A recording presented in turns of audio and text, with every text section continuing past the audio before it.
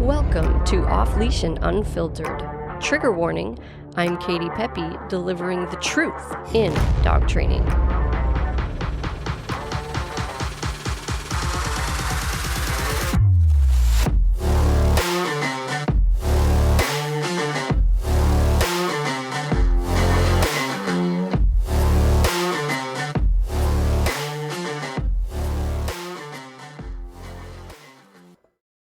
Hey everybody, this is your host, Katie Pepe. Before we jump in, I just wanted to take a quick second and remind you to hit the subscribe button because that helps us so much. We appreciate every subscribe and follow, and we have so much valuable information we want to share with you, so we don't want you to miss an episode. Without further ado, let's jump in. Hey, how's everybody doing today? Thanks for joining me, guys, for Off Leash and Unfiltered today. Been so crazy, so much going on. I mean, we're always buried in dogs, so it's really nothing new. But for those of you that don't know, I'm also getting ready to move. We're not going super far.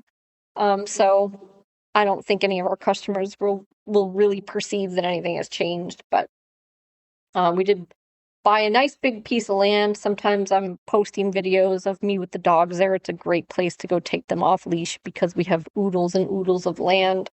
And there's a brook and there's lots of animals, and it's a great place to take the dog. So I'm super excited to move there and be able to enjoy that with all the dogs that come through for training and boarding. But so things have been crazy on our end, trying to get all that squared away and the land prep and, just everything that goes into moving. And I've been cleaning out my house, and man, I'm so appalled by the amount of garbage that we have. It's like every room that I go through, I have 3 huge trash bags just full of crap that we don't need. And I swear to God, I just did this not that long ago and had 3 trash bags full of crap we don't need. So yeah, we're cleaning out, but it feels so good though when you do that and you go through and you just throw crap away. I love that feeling. It's very therapeutic. Which is good. I need the therapy because we've had some challenging dogs lately. We've had actually a lot of puppies, but puppies can be hard. And actually a couple of the puppies we just had were pretty challenging. They were both very, very mouthy. We had a Chihuahua that would get very defensive, and sort of alternate between defensive biting and confident biting, which is always a confusing mix.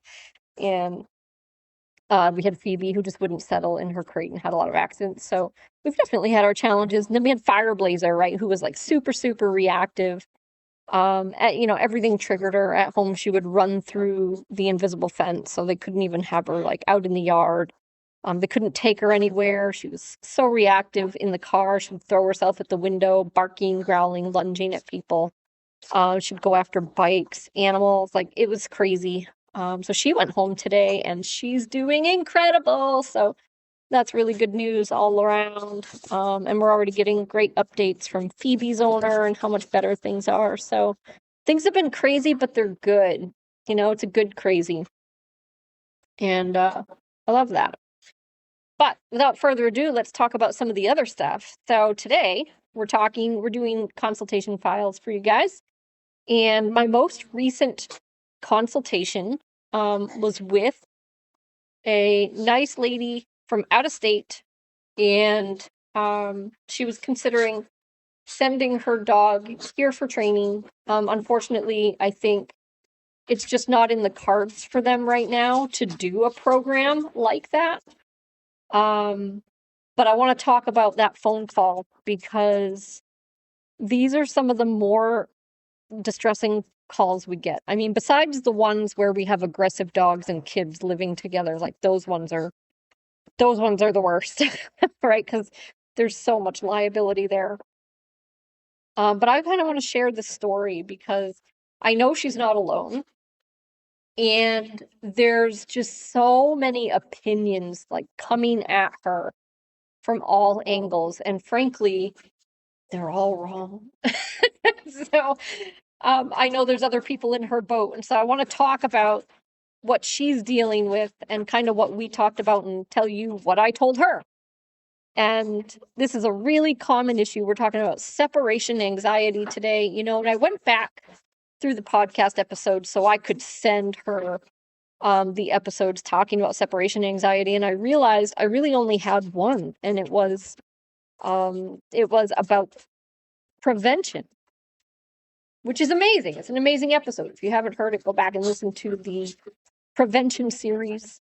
We did a prevention series on several different topics and we did one on separation anxiety. So anyway, I sent that one to her, but obviously she's not in a position to prevent it because she's already dealing with it. She's up to her eyeballs in it.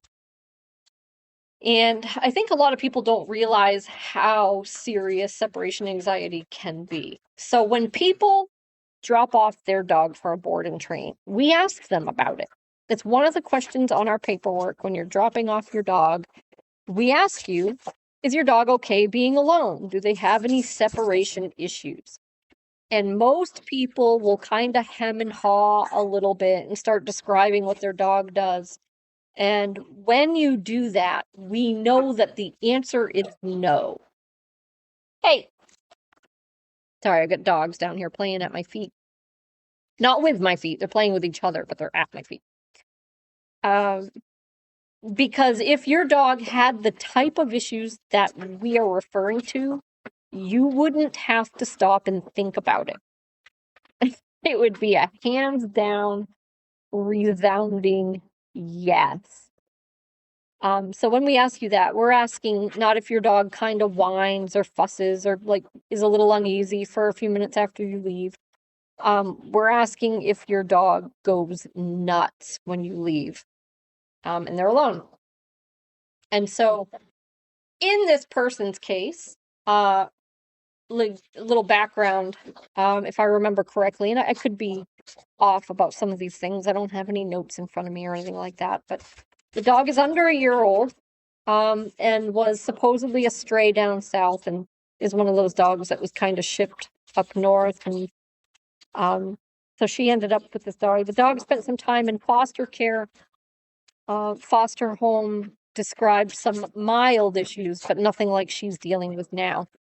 And so I think it's pretty obvious that there's a pretty good chance that they weren't being fully honest, and fully disclosing, the real state of the dog's behavior. But maybe not, right? There's no way to know. So she adopts the dog. She's only had the dog for a month, and she's already been dealing with this for a while. So it started fairly immediately. After the dog went to live with her. She lives alone. It's just her and the dog.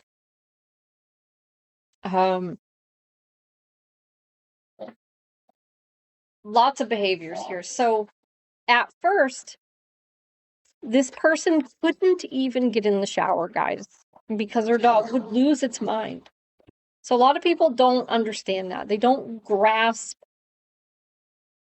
the reality of how severe it is and how much that really impacts your life when you can't do simple things anymore. If you're doing household chores and you leave the dog's line of sight, they lose their shit, right? Literally and figuratively. So you can't go upstairs without the dog. You can't go to the bathroom without the dog. You can't take a shower without the dog. Because they can't handle it. And when I say that, what that means is it could, there's a variety of ways that the stuff could manifest, but usually the dog's vocal and restless. They can't tolerate being contained, right? Doesn't mean they can't be contained anytime, but not when they're alone, right? So the second there's no people in sight, the dog has to get out of the kennel, and they'll hurt themselves trying to get out of the kennel, right?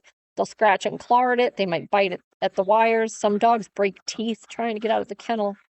They evacuate their bowels out of stress. They urinate, right? And then that's going everywhere, and they're trampling it around, and they're splashing it everywhere. And if they're out of the kennel, or if they get out of the kennel, they're wrecking your house. They might be eating the walls, the furniture, tearing stuff off the table. And we have dealt with dogs like that, but we haven't gotten very many. And One of the worst cases we had was Porter, and that was exactly what he would do. And it's not always easy to fix. So mild separation anxiety is actually usually very easy to fix. However, you're not going to fix it with any of the advice that's out there on the internet. And so I wanted to make sure that I imparted some wisdom and some resources for this woman, because she can't do the training right now. And she lives out of state. And so she's looking into some things locally. And the fact is, this isn't an exaggeration, guys. Probably 98 or 99 out of 100 trainers cannot fix this problem. They can't do it because A, they don't know how, and or B, they don't care to know how. They would rather pretend that they know how, and then when it doesn't work, say that there's something wrong with you or your dog. And so what happens a lot of times in cases like this that are this severe is people go to what we call, or what they call themselves, veterinary behaviorists, right? And I'm going to tell you right now, I hate to paint them all with the same broad paintbrush, right? Maybe there's some out there that are different. I'm sure there are somewhere, but I've never met one. I've never heard of one. If you're having this is going to sound so bizarre, but if you're having a behavioral issue with your dog, do not go to a veterinary behaviorist. It's so misleading, right? Because they're supposed to be the authority on behavior. And they cost a lot. They're not cheap. And so you're going to someone with all this education, quote unquote education, right? All these letters in front of their name, all of these certifications. You know, maybe they've been doing business for a certain number of years. They have all this experience. And you go there with hope that they can help you, and they cannot. Almost universally, they cannot. They will listen to you, which might be cathartic, I suppose. And then they will likely prescribe your dog medication. And most likely, the medication won't help, right? And maybe it will. Maybe some dogs benefit from medication. Our experience historically has been that most dogs do not. And if they do, it's still not enough. Some dogs get worse. So, a lot like spay and neuter. Like, you just never really know what's going to happen. And maybe they do some training with you, and maybe they give you some exercises to do, but they're never enough because they're never whole, guys. So here's the thing. When you have a title like veterinary behaviorist, what that means really is that you have signed an agreement to push an agenda. You have promised the powers that be, whoever that is, right, that you will never use punishment, that you will never use aversives, that you will never make a dog more uncomfortable than necessary, that you will always use the least invasive, blah, blah, blah, whatever. And the problem with that is it doesn't work. It just doesn't work. So let me tell you, if people could love their dog out of separation issues, no dog would have them. If you could love your dog out of reactivity or aggression, they wouldn't have them. If you could love your dog out of getting into the garbage, barking out the window, jumping on people, they wouldn't do that stuff. Hey! Sorry. My dog. My dog needed to hear that. This is being a little impolite with the puppy. So it doesn't work. So you pay all this money and you get your hopes way up, and you potentially spend all kinds of time doing these exercises or whatever it is they tell you to do. And in the end, it just doesn't do anything. It just doesn't work. You don't get there. And then at that point in time, people start to lose hope and they assume something's just wrong with their dog. And there's no hope and it can't be fixed. Or something's wrong with them. Right?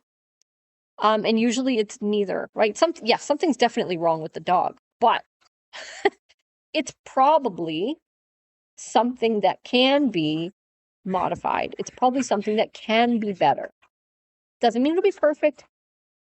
Doesn't mean the dog's going to love being alone. Doesn't mean any of those things, but it can probably be better, right? Like 9 out of 10 times. Actually, even more than that. Probably 9.9 out of 10 times. It can be better. But some people never get there because they never talk to the right person. So if someone says they're a veterinary behaviorist, I'm just going to say it. You should walk away. You should run away. Okay? Because they're not going to help you. And I don't mean to sound mean or judgmental or cocky or any of those things, guys. I'm just telling you exactly what I've seen historically. Okay? Because the way we fix separation anxiety is with all the things that they tell you are bad and evil and harmful. So do the math. Okay? And our experience has been that it's not harmful. In fact, that it's extremely, extremely beneficial. And that is what we've seen time and time again. And as a side note, dealing with separation anxiety, so far, with the dogs we've taken on, we have a 100% success rate. Okay, as far as I know, certainly with the dogs that have done board and train, private lessons are always a little more iffy because people can kind of go home and do whatever, and they don't necessarily tell you if it's not going well, right? Especially if they know it's because they're just not following the protocols. But we haven't had a ton of separation anxiety cases go through private lessons because I don't recommend it. I recommend you do board and train. And I recommend it because we have a 100% success rate. And yes, we've had dogs go home and regress and struggle. But those people reach out when that happens and we help them get things back on track. And it's not usually difficult because the dog already has built the skills necessary, right? There's just something awry in their day-to-day living or their interactions with their owner. And if we can troubleshoot that and pinpoint that, we typically get dogs right back on track. And that's truly life-changing because we're talking about, like I said, you can't take a shower. You can't leave the house without a babysitter for your dog unless the dog comes with you. And even then, if you leave them in the car, that could be a problem too. And in her case, her dog won't go to the bathroom anywhere other than home. And usually it's inside the house. She's finally got him going in the yard, but he'll only go in that yard. He won't go anywhere else. He'll go in the car, right? So she says, I can take him on a field trip, take him out with the family, right? Take him out somewhere and we can be out for 4 hours outside and he won't go to the bathroom. We get back in the car, he goes in the car. And who knows why? And I haven't met the dog, so I don't want to theorize too much about what's happening there, but it takes over your entire life. So I just want to point out this is quote unquote a rescue dog, right? So this woman adopted somebody else's problem, supposedly a stray dog, but was it really? We don't know. We don't know. There's no way to know. So she paid money to adopt a dog, right? Which according to society is what you're supposed to do. You can't go to a breeder anymore. And I'm not saying she thought that, because she didn't. She just happened to see a dog that looked and sounded like a good fit for her, and she adopted it. But so now she adopted this dog, did not get a full picture of the dog's behavior, which, by the way, is pretty freaking common. I could name 100 clients like that. Oh, surprise! Your dog wants to kill everyone that crosses its path. Oh, surprise! Your dog will shit itself in terror and break its teeth trying to get out of the kennel if you take a shower. Surprise! Congratulations on your new dog. Okay. No one gets a dog for any of that stuff. People want a companion. But what she got. So she's committed enough to try to do something to fix it rather than just send the dog back, which I admire. So what do we do when we have a dog like that? What would we do if the dog came here? What should she do if she's going to do it on her own? Well, that's what we're going to dig into. If you have a dog with separation issues, whether they are mild or severe, this episode will be really helpful. I hope. Because I think these things are applicable in any of those cases. And a good portion of what we're going to talk about is great as a preventative measure. So even if your dog is pretty comfortable being alone, you can help make sure it stays that way. And you'll know what to do if that starts to change. But so let me lay out what we do.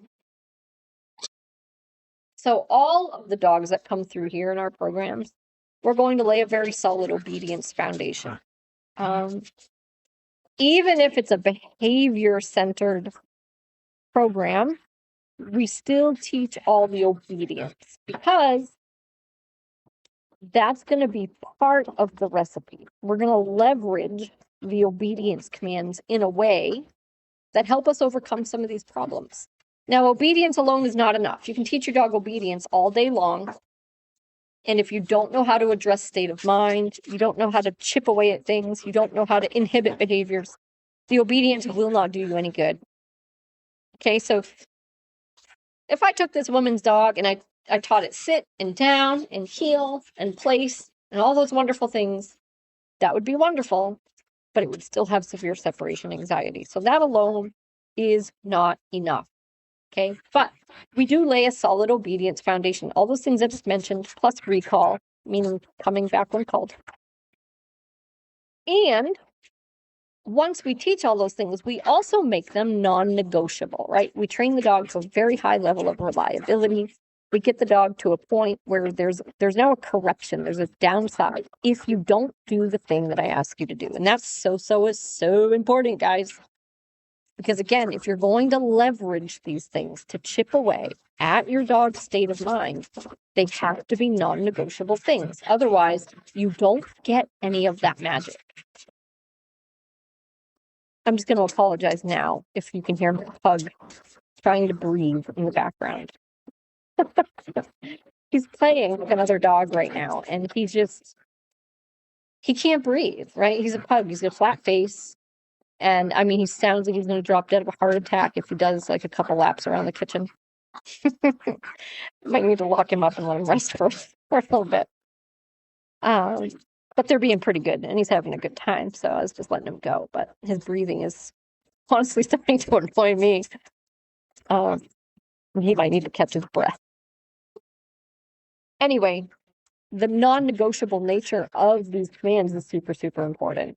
So just teaching the dogs the commands, guys, that's not going to help you that much, you have to take it to the next level, and there has to be a downside for non-compliance. Okay.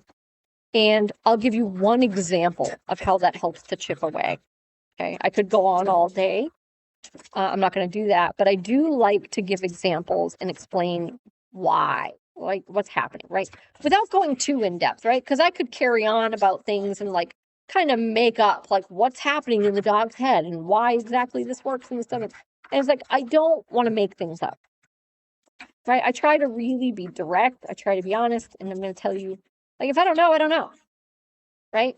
Maybe I don't know, but I just know it works because I've done it a million times. Like, there's some of that, right? Then sometimes I do have a pretty good idea, and then sometimes I have theories, right? And so I'll share those, but a lot of dog behavior is not that different from humans, right? The principles are kind of the same, right? The difference is the dog doesn't really have the cognitive abilities that we do. They can't reason like we do.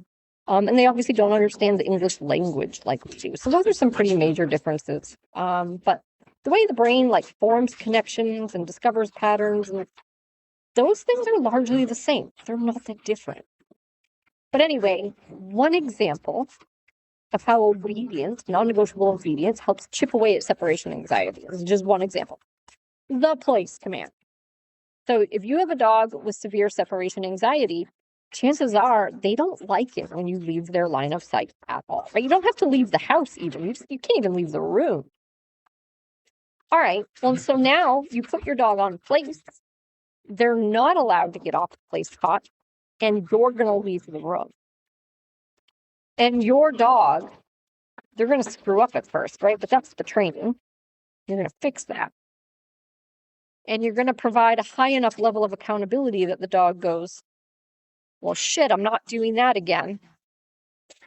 Sorry, but that's how that works, right? Because if you don't, then your dog is just going to get off there and follow you. And that's a fail. And your dog never learns to resist that impulse and try something different. And that is the key, right? Like you could tie your dog in a room and leave the room, but the dog's not learning anything that way, guys, because they're going to be at the end of that leash, trying with all their might to get to you, to follow you, to see where you are. So you have to understand the way behavior works is getting the entity to voluntarily, and when I say voluntarily, I don't mean they love it, but the brain is choosing to do it. So you have to get their brain to choose to stay on that place cot, to choose not to follow you, right? So they're making a very uncomfortable choice. And the only way to get a dog to do that is to correct them high enough when they make the wrong choice. And it's going to be high because your dog is so uncomfortable not being able to follow you. And so you have to make that consequence valuable enough. And this is not day one stuff, guys. This is what we do after a foundation is laid. Your dog's on the place cot. They can't follow you. They know that the correction isn't worth it. So the brain chooses to stay put on the cot. And guess what happens then? You're one step closer to your dog learning, oh, I actually don't have to follow this person all over the place. I actually can choose to hang out here, and this is fine. I don't explode. The sky doesn't fall. Nothing eats me. Right? It's fine. And it takes a lot of rehearsal. It's rinse and repeat, right? But that's one example of how we can leverage obedience to chip away at state of mind. And then the next step for separation anxiety would be something like putting them in the crate and leaving the room, right? And then pretending to leave the house. And what do we do then? We pretend to leave the house. We have cameras up, or we have a window open where we can see and hear. Well, we're going to correct the behavior that indicates the discomfort, right? So it's not directly the discomfort or the anxiety that we're correcting, it's the behaviors associated with. So if the dog is fussing, if the dog is pacing, if the dog is pawing at the door, those are things we would correct for. On our ecollar, it would be an ecollar correction. Okay. And usually we're starting at the lowest levels of distress, meaning if I put the dog in a kennel and that alone is upsetting to them, then we start there. If I put the dog in a kennel and me walking 10 feet away, if that's the beginning threshold where they're uncomfortable, I start there. Right? If I have a dog that just can't even stand a kennel, I'm not putting him in there and going down the driveway. We'll get there. Might not be in the next 10 minutes. Okay, so whatever the dog's threshold is, that's where we start. And we start telling the dog right away on the e-collar, hey, you got to settle. And yes, we do this on day 1 of training. Why? Because what else are we going to do? So all this garbage about building up your dog's tolerance and taking it slowly and leave the gate open and let him go in and out and have him do 30 seconds and then do 1 minute. And how much fucking time do you think people have? They have a life to live. They have to go to work. Okay, and I'm not saying that the dog should be fixed overnight, but I'm saying you can't wait 30 days to actually start having these conversations with the dog. That's not realistic. And if your dog comes to me for a board and train for separation anxiety, I can't do that. My life's crazy. Your dog's going to have to start learning right away how to settle in the crate. And frankly, that's a good thing. Don't you want your dog to learn to be comfortable in the crate? Sure, you do, right? Everyone wants their dog to learn to be comfortable in the crate. But other people who have all these stupid, uneducated, no experience opinions, all these armchair trainers are like, oh, no, you can't do that. Your dog's going to hate the crate. Your dog's going to hate you. And they don't know what they're talking about. They don't know what they're talking about. And they don't care. Right? They just have this idea in their head that sounds good. And that's it. Then that's just the way it is. Like you should be able to fix this, and you should just have to just take your time and love your dog out of it, right? Love and patience. That's all it takes. No, that's not all it takes. It actually takes skill and gumption. That's what it takes. So most dogs that come in here with separation anxiety, we get that under control, lickety-split, within a couple of days. Some of the harder dogs we've had, like the dog I'm describing now, couple of weeks to get them to a place where we're really turning the corner. And that's hard stuff. It doesn't sound like it. It's like, oh, 2 weeks in the grand scheme of things, that's nothing. It's like, yeah, that's true.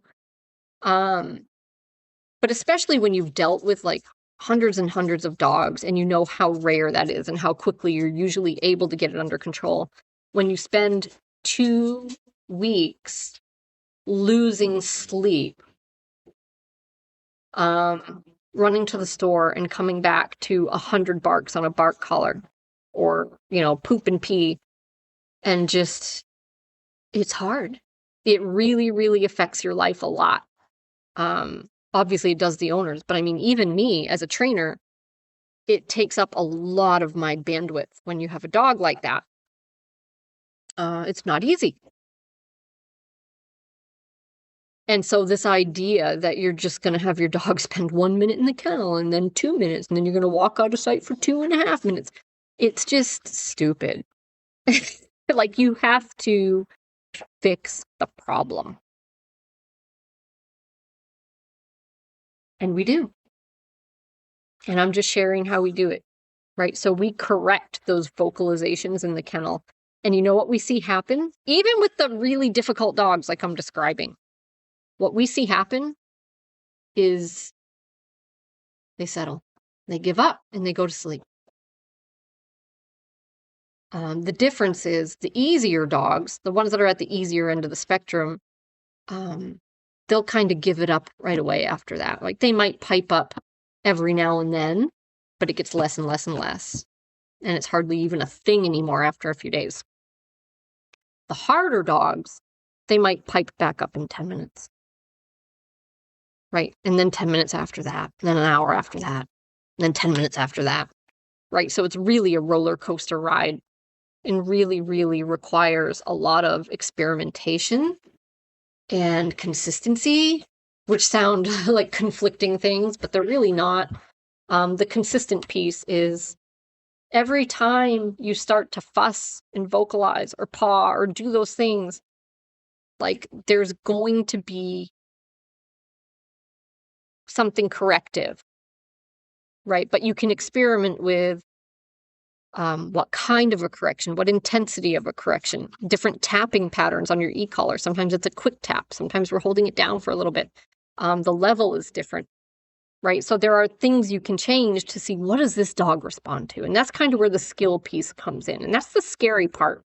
If you're doing this on your own, is like people are afraid of it, right? Of course they are. It's like novel. They've never done it before. They have no idea what's happening or what's going to happen, or if they're going to hurt their dog or ruin their dog. And look, things can actually get worse, right? They're already about as bad as they can get. And unless you're doing it randomly, right? If you're just turning that thing up to 100 and ringing it like a doorbell and it's seemingly random to the dog, like that's about the only way you can really do it wrong.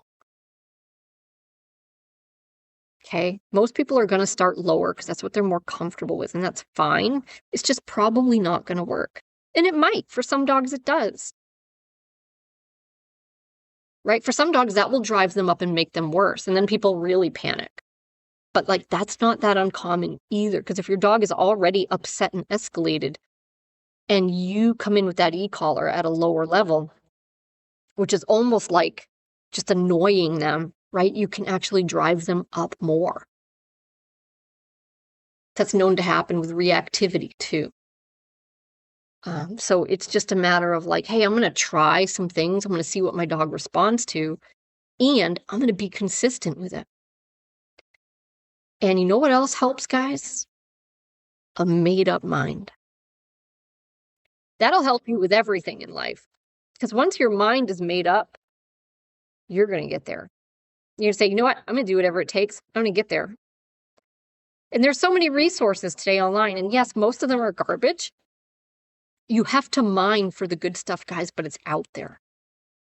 There are some trainers out there that are very good at this, and they charitably share all this information. So I share things as well, but I don't have social media that's as organized or thorough as some of the other trainers out there, at least not yet. I wish I did. I would love to have time to do that, something I'm working on. But you can find resources out there where people they share their skill set, and it's free. And you have to do the work. You have to watch the videos. You have to invest your brain in it and think about these concepts so you understand them a little better. And sometimes you have to piece the stuff together. It's like a puzzle. And of course, the behaviorists and many other people out there would tell you not to do that, that it's a terrible idea, that you're going to fuck everything up. And fuck them. Because who are they to say? And what is it you're going to do that's so bad? Like your dog is already miserable. Okay, like what are you going to do to make that worse? Your dog is miserable. You can leave it that way, or you can do something. And I don't know about you, but I choose to do something. So we correct the fussing. And the dog lays down and goes to sleep. And you just have to be prepared for it when they pipe back up, and you're going to do it again. And you have to try your hardest. If you do have a challenging dog, you have to try your hardest to just, if you get frustrated, or if it's emotionally overwhelming, just take a second and breathe. Even if you let the dog bark for a minute, take a second and breathe. It's okay. And you have to be willing to step outside your comfort zone, though. So especially if you're using an e-collar, right? And that's the best way to tackle this for sure. If you have a set level in your head, and you're like, that's the highest I can go, or that's the highest we've ever been, or you're tying your hands. So I'm not telling you have to turn it way up, because I can't tell you that. Only the dog can tell you that.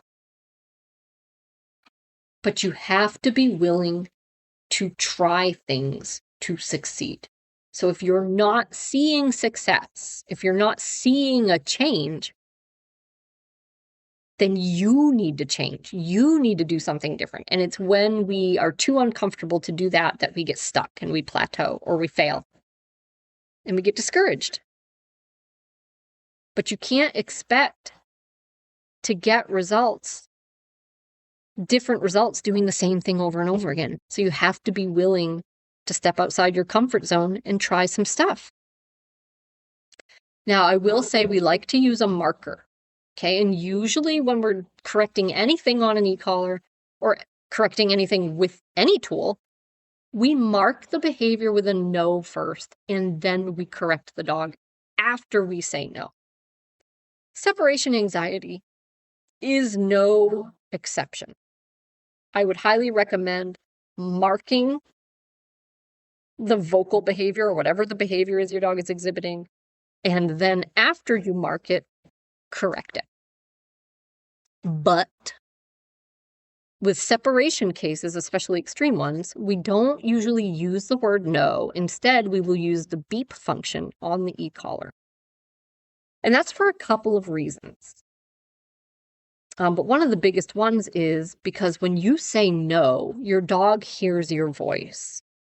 And so that alone might affect their behavior. So we prefer the marker to be the beep on the e-collar. So just an example of what that would look like is whenever you're going to stim your dog for being vocal or pacing or any of those things, you would beep your e-collar, then maybe wait 1 second and stim. Adjust your level if it needs to be adjusted first, right? So don't panic and rush to the stim. Make sure you're on an appropriate level. And I'm going to tell you guys, like that's like the biggest piece. Is there more to it? Yeah, I think there's more to it. I think how you live with your dog every day makes a difference. So adding structure, I know I'm a broken record with the structure, adding structure into your life. Now, when I say structure, I don't mean a routine, like you have a meal time, you have a bedtime, you have a walk time. That's not what I mean. That's what everyone always thinks I mean. It's not what I mean. What I mean is your dog doesn't have freedom right now. That is structure. Structure is order. It's saying, I tell you what to do. I tell you where to be. I tell you to relax. I tell you to go to place. I tell you to go to your kennel. I tell you to heel, right? But you don't get to walk around all day making choices anymore. That's structure. Does not mean that your dog can't have any free time, although some can't. It does not mean that your dog cannot have playtime. It does not mean any of that. But those things are going to be minimal for a little while, and they're only going to happen at your discretion. When you say, okay, we're going to take a break from the kennel and from place. We're going to take a break from walking in a heel, all these things, and we're going to just go throw the ball around. Or I'm going to give you a few minutes to just hang out in the living room with us while we watch TV. Fine.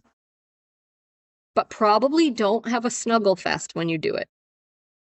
I'll tell you right now, some of the most challenging dogs that we've had with separation issues, they go home and they do regress a little bit.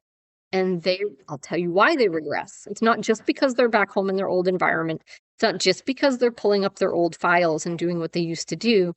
It's because the owners revert back to treating the dog the way they used to treat the dog, the way they used to live with the dog, which is very soft, very playful, very affectionate, very touchy, always talking to the dog, always stroking the dog. And when you do that, you super jog those neurological connections, right? And it rushes back, kind of like when you remember the dream you had last night, right? It just all, oh yeah, right? And suddenly your dog is right back in that needy, codependent state of mind again. They're more aroused, and it's just all these things are kind of glued together, and so they all start coming back. So we do tell people, like, that's one of the harder parts when you're dealing with something this severe, is you have to dial back on that stuff for now. And for a lot of dogs, you can filter that stuff back in once they're doing better. Just slowly filter it back in. Don't do it all at once.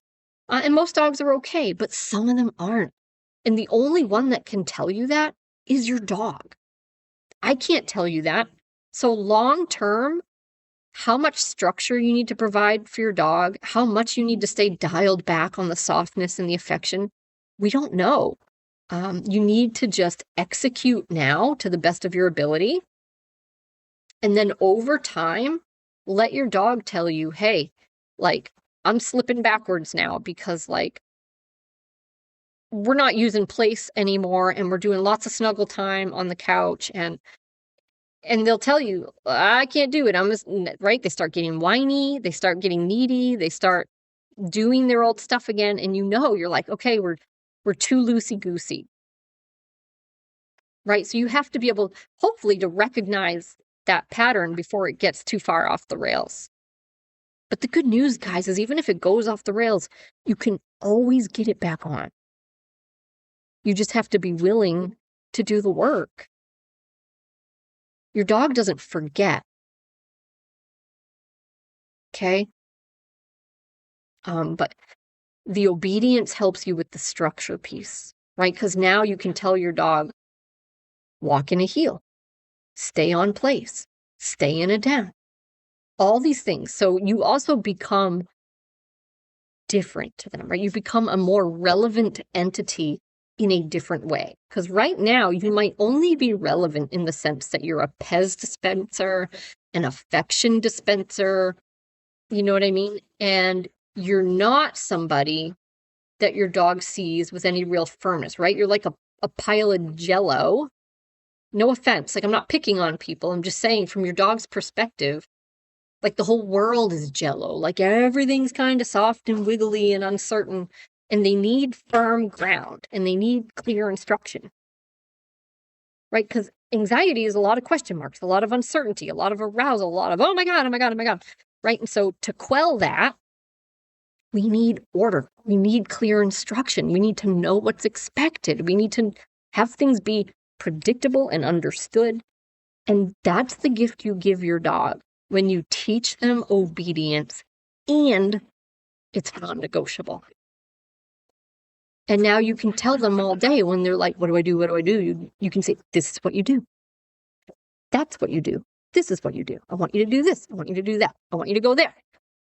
Right? And everything gets so much easier for the dog.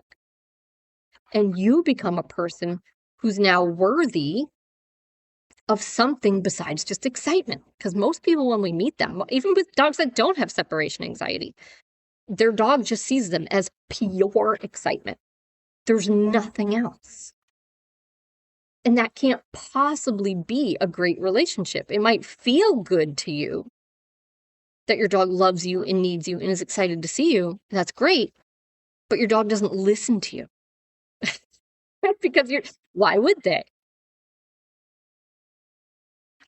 And so you can help quell a lot of the arousal, the shenanigans, the monkey business, the anxiety, by just being a person who actually does have expectations and draws boundaries. right? It's not about being mean. It's not about being a bully. It's just like you have to change the way your dog views you and the way they go through the world. And the only way to really teach your dog to be okay and to gain confidence is to have requirements, right? To push them to do things that are hard. And you won't be able to push them to do things that are hard if you're not a person who enforces rules and boundaries. Your dog needs that from you. So anyway, that's what we do, guys. We lay that obedience foundation. We make it non-negotiable. We leverage it in every way we can to help.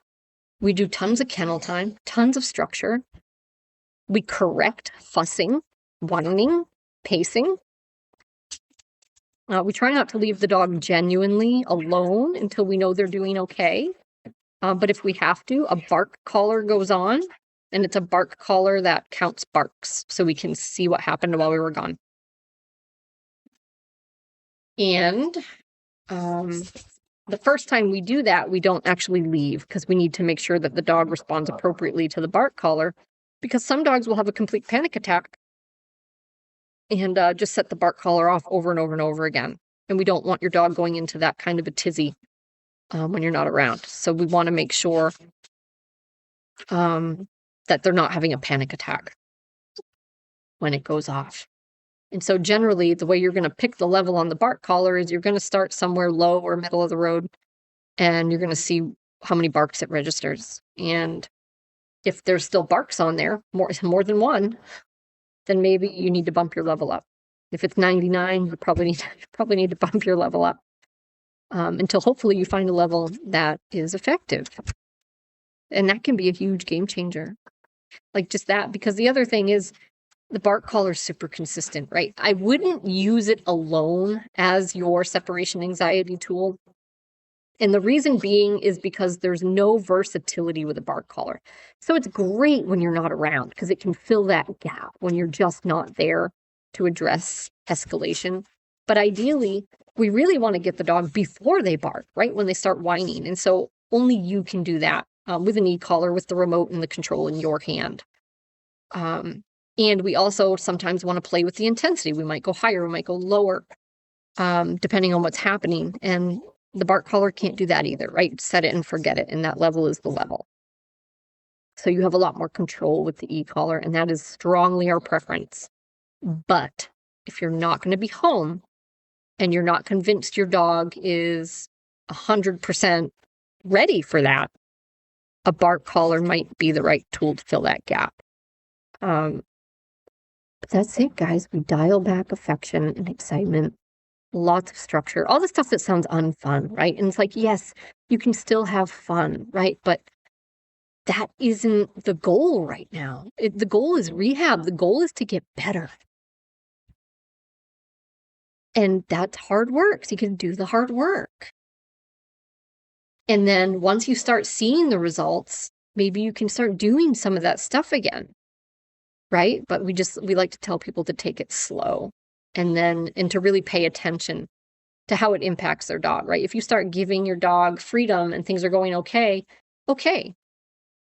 Right? But if you start giving them freedom 5-6 hours a day and suddenly your dog's getting whiny again, your dog's pacing all around again, your dog acts up a little bit when you leave, it's like maybe you need to take a step back because you don't want to let that spiral.